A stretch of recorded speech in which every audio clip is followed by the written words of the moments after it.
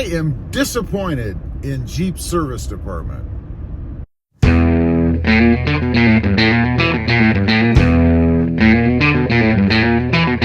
Well, good afternoon, everybody, and welcome back to Rob Motive JT. And that's right, I am a bit disappointed in Jeep's service department. You know, I had an experience recently with the Jeep Gladiator Mojave. And if you're new to the channel or you didn't know, recently I got a Jeep Gladiator Mojave. Traded my Sport S with my mother for her Jeep Gladiator Mojave. But there were a couple of things that I wanted to have done to it. She hadn't had the oil changed yet, primarily because it's pretty new and had really low miles. And secondly, I had a vibration. When the truck was on and sitting still, it would vibrate. In other words, you had like a shudder to it. Not when you're driving, everything was fine then, only when you were sitting still. And it was rather slight, but still enough that I noticed it, and I wasn't the only one. My mother had noticed it. She told me about it before we did the trade. And even the dealership, the service guy, or the guy that checks you in, he sat in the seat with me, and I did that purposefully so I would have him note it and make sure that he felt it as well, and he did. So I proceed to leave the truck, and this is the next thing. You know, I took it in. I had to make an appointment.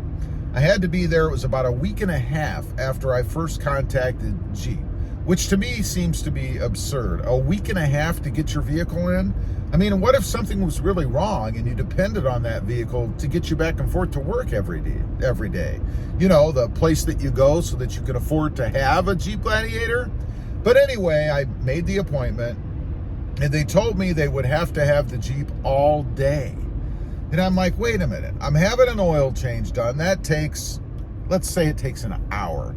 You know, there's talk that they take the drain plug off and they let them sit and drain for a while, and that's why it takes so long at the dealership to get most of the oil out. Now, that's opposed to having it at the fast lubes or the quick lubes, which they do in 10 minutes, because they don't drain all the oil out, in case you didn't know. They let it get pretty low, in other words, just start dripping, but they don't let it completely drain.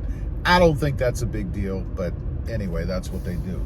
So they had to have it all day, an hour for the oil change, okay, and then the whole rest of the day to diagnose this problem. Now, this is where it gets to be a bit more disappointing to me. You know, I got the report back, which I read for you guys after I had the appointment. And it said that they plugged it in essence, and they looked for codes. They didn't have any codes. So they, in essence, said that there was nothing wrong with the truck. Must be in my head. Well, this is not in my head when I've got two other people, that's two other people that said they felt it and noticed it as well, my mother and the service tech. But nonetheless, they said that they couldn't find any codes, nothing showed up, so there's no problem. Now, what happened to the old days where the mechanic would get in the truck, go drive it, and he didn't even have to drive it. He could have just started it, put it in gear, and that's the other thing. It had to be in gear. It seemed to level out and be pretty smooth when it was just sitting there in drive. So put it in gear, sit there for 10 seconds, and you would feel what was wrong with it. But no, they don't do that. They plug it in, they check to see if there's any codes that have been thrown, and then they make a pronouncement. And in this case, the pronouncement was, there's nothing wrong with it. The go-ahead was just continue to observe and see if it gets worse. Now, that's a heck of a way to turn out a vehicle, right? I mean, if I was taking that truck on a cross-country trip, for instance, and something really is wrong with it, more serious, and I got disabled, let's say, in the mountains somewhere, I mean, that's not a good thing to happen, right? I didn't buy the truck I didn't get the truck so that I could be stranded in a mountain somewhere because the dealership doesn't do anything other than plug in and look for codes. I think that is horrible. So that's kind of my experience at the Jeep Gladiator dealership, or the Jeep dealership. Not very good. And I don't know what I think has happened there, actually. As far as labor goes, I think they've cut the staff to bare bones. And I think they're now overbooking, double booking, and way out booking vehicles to keep the staff down. In other words, where they may have had, a handful of the ASE certified mechanics before, they no longer do. They might have a couple and they just go around truck to truck, and it takes however long it takes. That's the only thing that makes sense to me, because in the past, you never had to leave your vehicle there all day. It was always an option if you wanted to do that, but you didn't have to leave the vehicle there all day. You could sit there and wait for a couple hours. It could have been as long as 3 or 4 hours, but you certainly didn't have to sit there all day. That's another thing, man. Would I have been hacked off if I didn't have a way out of there? In other words, if I'd have had to sit there all day, wasting a whole day on that truck, I couldn't even go out and take videos in the parking lot because they don't have any stock. So there wasn't even a way for me as a YouTuber to occupy my time there at their dealership. So it was a little bit disappointing to me. My go forward, I might change a couple things. I'm not sure if I can change something on the engine myself, something rather inexpensive and simple to do, just wear type parts, right?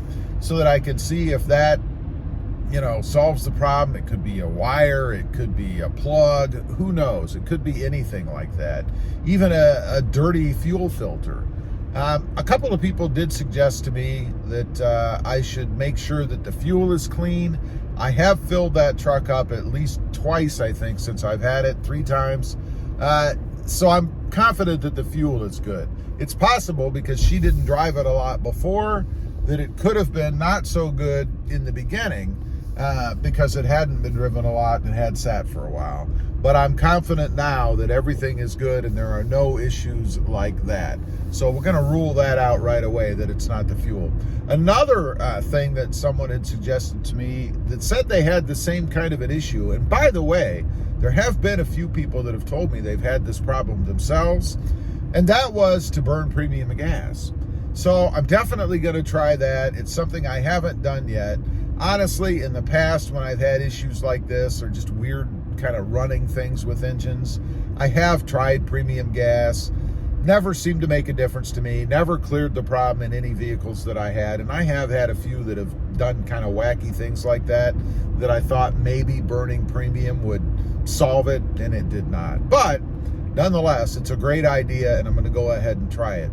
So I'd like to know if anybody out there has any suggestions, if you've had the same issue and maybe you actually had a competent dealership or mechanic tell you what the problem was and fix it for you. I would love to know. Leave a comment. Also, real quick, I do have 2 additional channels. Rob Motive, all about Toyota Tacomas, and Rob Motive MT, all about mini trucks. Currently, the Hyundai Santa Cruz. Check them out, and if you're interested, please consider subscribing. Thanks for watching. Stay safe out there. Bye.